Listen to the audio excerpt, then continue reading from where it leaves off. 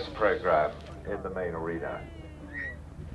As you Expeditionary Force, you are about to embark upon the great crusade toward which we have striven these many months. The eyes of the world are upon you. The hopes and prayers of liberty-loving people everywhere march with you. In company with our brave allies and brothers in arms on other fronts, you will bring about the destruction of the German war machine, the elimination of Nazi tyranny over the oppressed peoples of Europe, and security for ourselves in a free world. Your task will not be an easy one. Your enemy is well-trained, well-equipped, and battle-hardened. He will fight savagely. But this is the year 1944. Much has happened since the Nazi triumphs of 1940-41. The United Nations have inflicted upon the Germans great defeats in open battle, man to man. Our air offensive has seriously reduced their strength in the air and their capacity to wage war on the ground. Our home fronts have given us an overwhelming superiority in weapons and munitions of war, and placed at our disposal great reserves of trained fighting men. The tide has turned. The free men of the world are marching together to victory. I have full confidence in your courage, devotion to duty, and skill in battle. We will accept nothing less than full victory. Good luck, and let us all beseech the blessing of Almighty God upon this great and noble undertaking. Operation Overlord is underway. The liberation of occupied Europe has begun.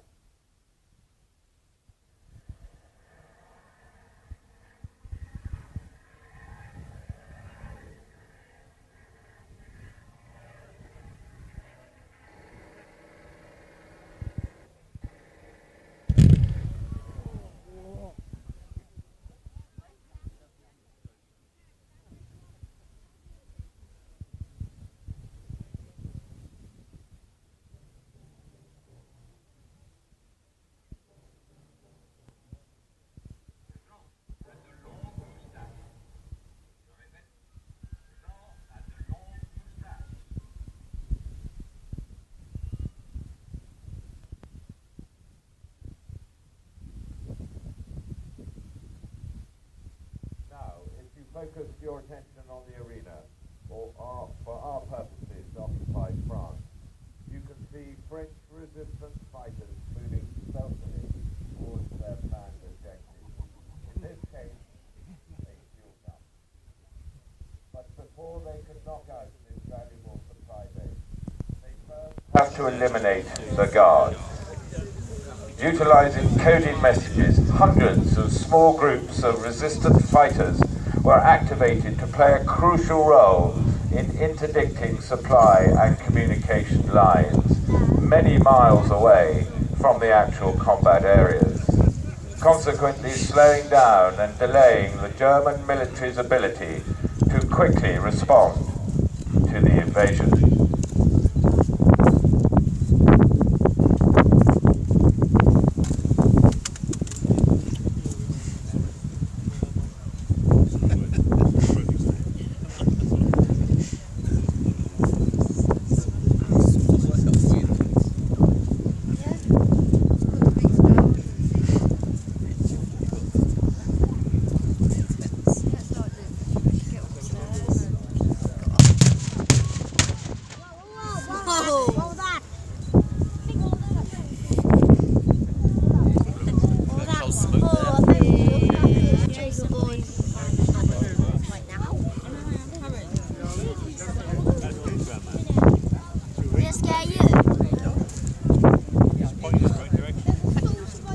France, June 1944, D-Day. As dawn breaks, the horizon fills with the largest armada the world has ever seen. 150,000 men, stretching over 80 kilometers and unable to assist each other, putting the invasion in great peril. The United States 1st and the 29th Infantry Divisions are given the task of assaulting the beach, supported by a massive sustained naval bombardment at 05:45 hours. Omaha has to be taken regardless of the casualties.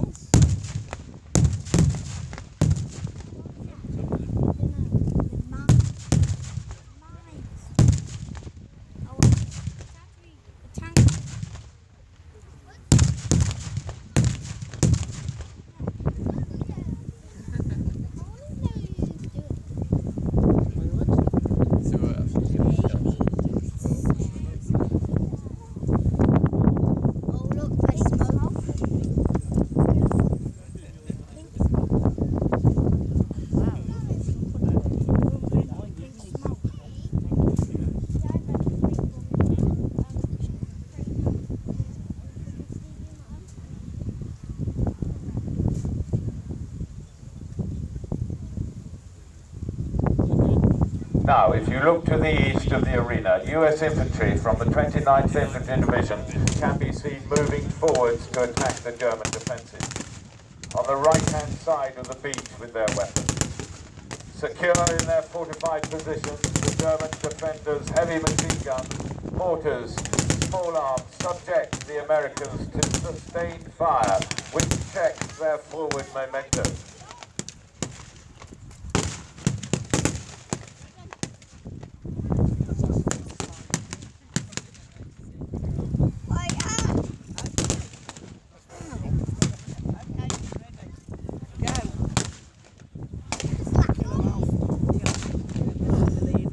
Without armour support, following the failure to land enough of their DD and deep-wading Shermans onto the beach, the American GIs are suffering.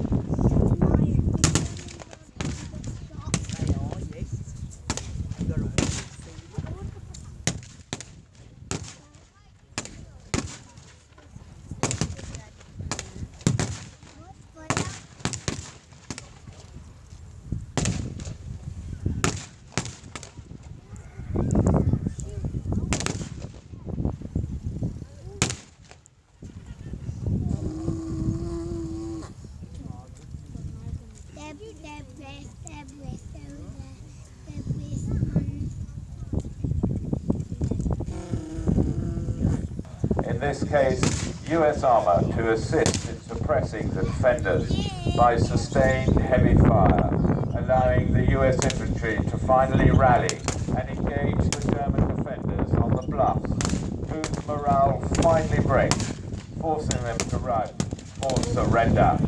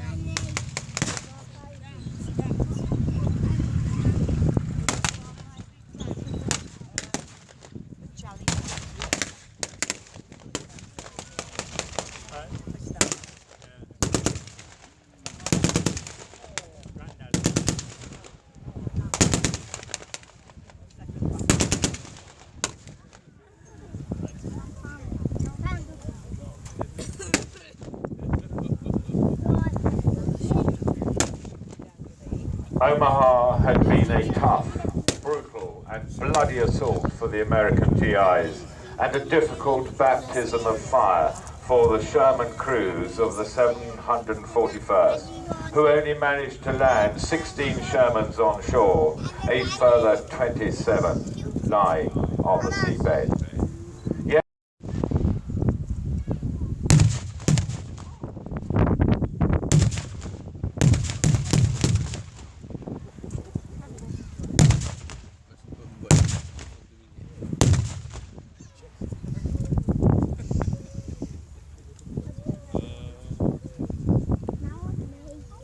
Following another naval bombardment, this time by the Royal Navy, the action moves north along the Normandy coast to Sword Beach at the mouth of the River Orne and the small port of Ouistreham.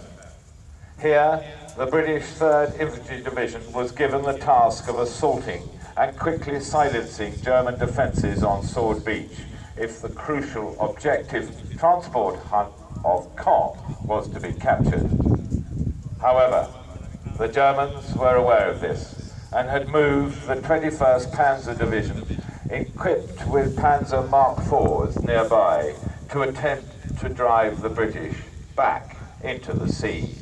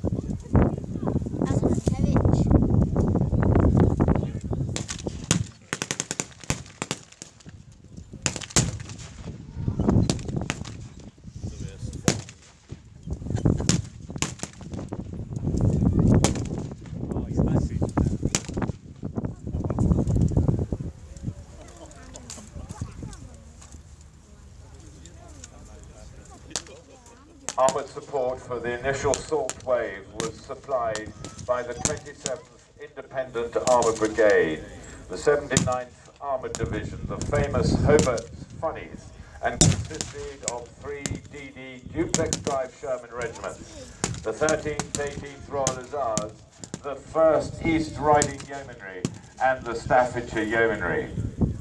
The 13th, 18th Royal Hussars with infantry in close support, assaulting the German beach positions at Lyons-sur-Mer. Here we can see British armour, in this case a Stuart-like tank from a wrecker unit, move inland and use its firepower to suppress the German positions, forcing them to withdraw. By the end of this day of days, Allied forces had suffered approximately 10,000 casualties.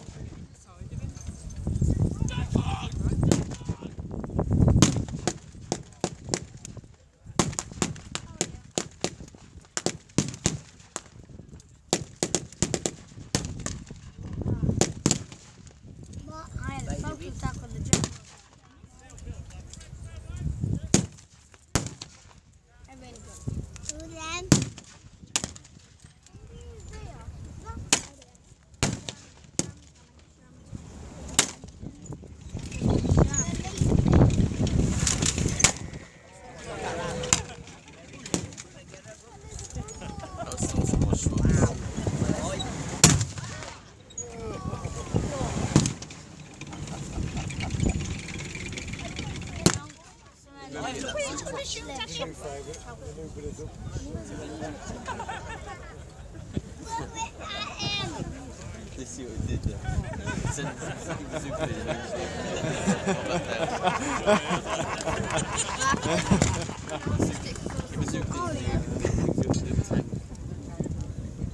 What is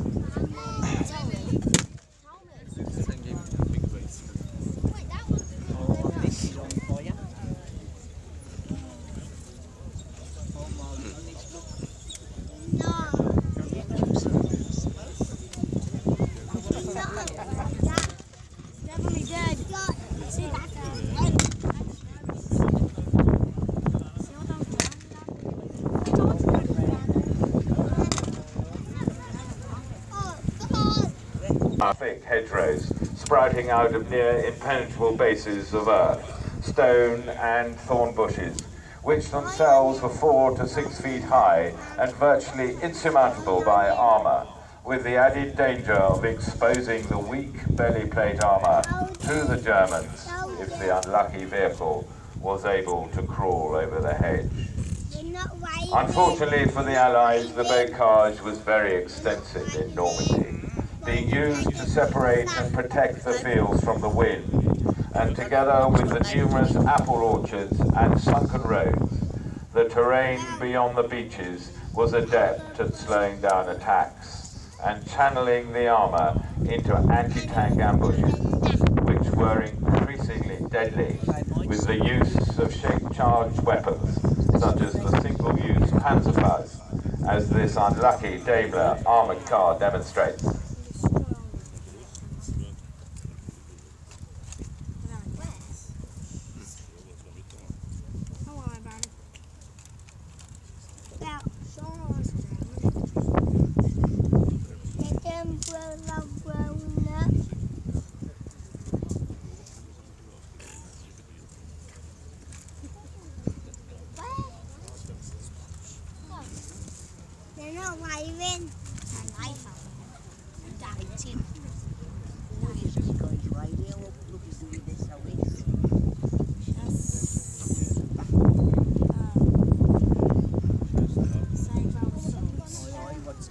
He comes back up, look.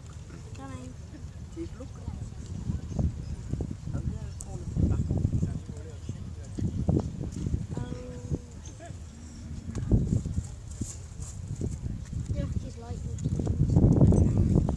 Whilst the planning for Operation Overlord had been meticulous for the landing, for US armour moving inland, the scale of this new terrain was completely unexpected, and they were unprepared for the hell of this hedgerow country. But as was usually the case, the solution came from the guys on the front line, with the introduction of a simple and effective invention, what would become known as the Cullen device. Devised and constructed in the field by Sergeant Cullen of the United States Army, the Cullen device featured a pair of steel prongs, which, when welded to the front of a tank, could be used to dig in and lift the hedges so that tanks could create their own gaps through which to pass and avoid the German anti-tank guns, Panzerfausts and mines.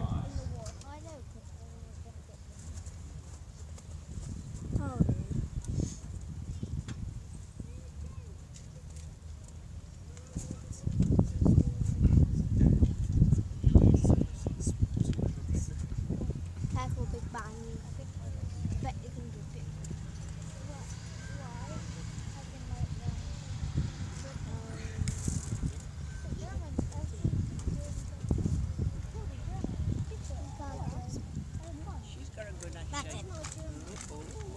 Kill him. Captain, watch out. There's an American tank.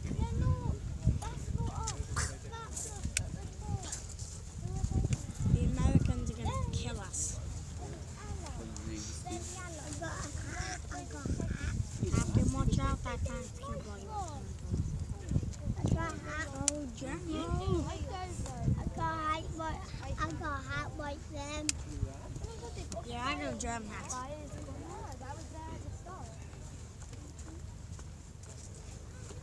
You like tanks?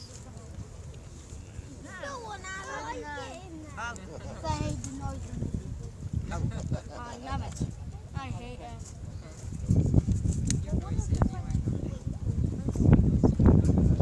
The Folk country reinforced the need for close cooperation and mutual support between armour and infantry to nullify the advantages that the terrain provided for the defending German forces. The infantry becoming eyes and ears, with the tanks offering instant firepower.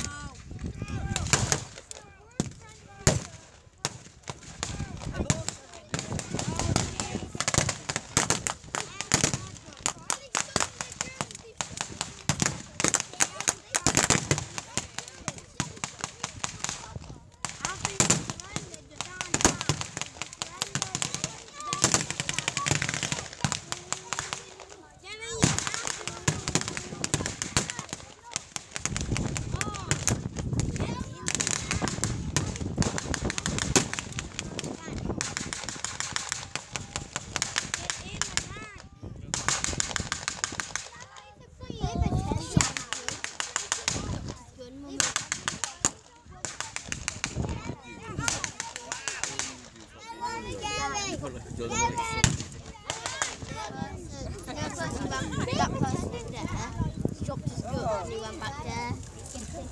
Because I had to see a person with her head up. You caught him out. Don't jump! Don't jump! I'm gonna get him. You shut hands to yourself and then notice. What? No more bullets left.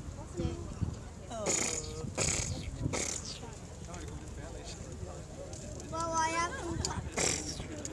You haven't got no bullets. Look, sorry, fire extinguisher over there walking. See him? Oh yeah. Seen it myself. Fire extinguisher's walking over there. You ever killed Bud Boyle? Get Always carry your bullets in your hand. them! Get them! Guy with a fire extinguisher. Not seen them in a while. Following a series of offences against the bulk of the German forces in the west, British forces were finally able to capture the city of Caen, a long-held D-Day objective. It had taken 6 weeks of hard fighting, but now the Allies could think about moving on from a war of attrition to one of movement. However, to achieve this, they first had to crack the German defences. The long-awaited breakout was about to begin. On the 25th of July, following a massive aerial bombardment by 3,000 aircraft, the Americans launched Operation Cobra. The breakout was on. It was here, on the American southern flank, that the Allies had a numerical advantage in both men and armour over the Germans, and whilst the British and Commonwealth forces pinned the Germans to the north, it was the American sector that the breakout would be first achieved. Operation Cobra was essentially over in 3 days. The opportunity was now available for the Allies to encircle as many of the remaining German forces as possible at Falaise and push on and liberate France and the Low Countries. The battle for Normandy was over. Gentlemen, that brings the battle to a close. Thank you for watching the arena today and for coming to Tankfest, which we hope you have found to have been a fun and informative experience. Ladies and gentlemen, as we always do, we would ask you now all to stand and pause for a minute's silence as we remember all those who did this for real, who serve us now, and who may have to defend our liberties again in the future. We would also especially like you to spare your thoughts for the young crewmen and their families from the Royal Tank Regiment who recently became casualties in a training exercise. Ladies and gentlemen, please stand.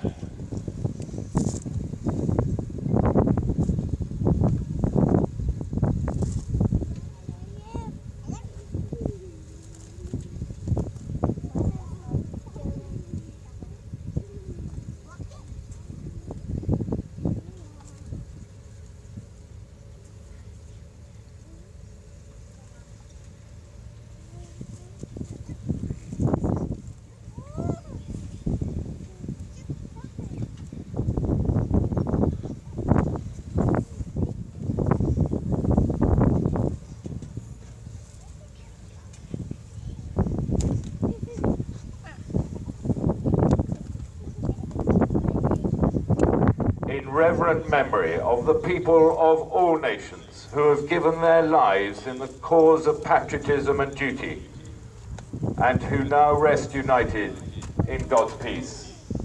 The peace of reconciliation and of love and brotherhood.